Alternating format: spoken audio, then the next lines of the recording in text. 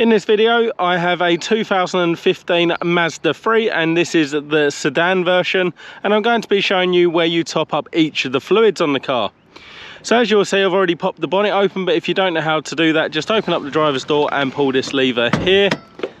And once you've done that, just put your hand in above the Mazda badge and push the lever to the right, and then open up our bonnet.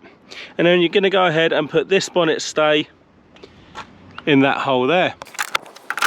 Once your bonnet's safe and secure, we can just go ahead and have a look around the engine bay. So starting over on the right hand side, we actually have our battery, fuse box, air box, induction system. This is actually the main engine block underneath this plastic, and then we'll start off over the left hand side. So right at the back here, this is our brake fluid. So as you can see, there's a blue line in there, and that's pretty much our maximum for the brake fluid, and it's also replicated on the side there as well. There's just a little indicator. So we just want to make sure that we top that up with the right brake fluid, whether it be .3 or .4. Please check your manuals for your car. And it's always important, if you've topped it up before, try to stick with the same brand when you do it again. Moving down, we've actually got this blue cap here, which is our washer fluid. Nice and simple for this one. You can just put in the dilution or the concentrate and just read the bottle before you use it. Try not to stick with just water, because it can actually reduce the life of your windscreen wipers. And you can go ahead and pretty much top that all the way up to the top, no problems. Moving along now, we've actually got our radiator top up there with our coolant reservoir.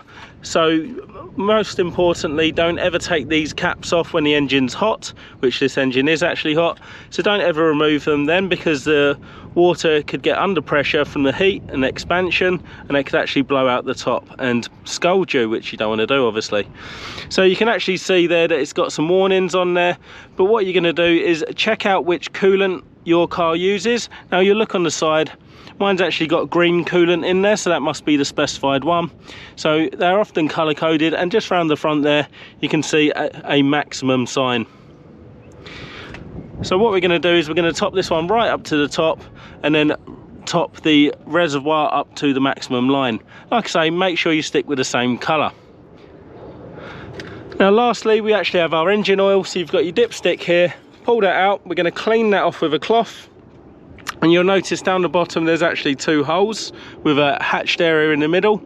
And what you can do is, once it's been cleaned, pop that straight back in, rest that all the way down for a couple of seconds, then pull it straight out, and then have a look at the level of the fluid. If it's a bit low, we're going to go ahead and top that engine oil up, and to do that we're going to use this cap here and actually put our engine oil straight in there using a funnel. Making sure that you check in the dipstick constantly so you don't overfill with engine oil.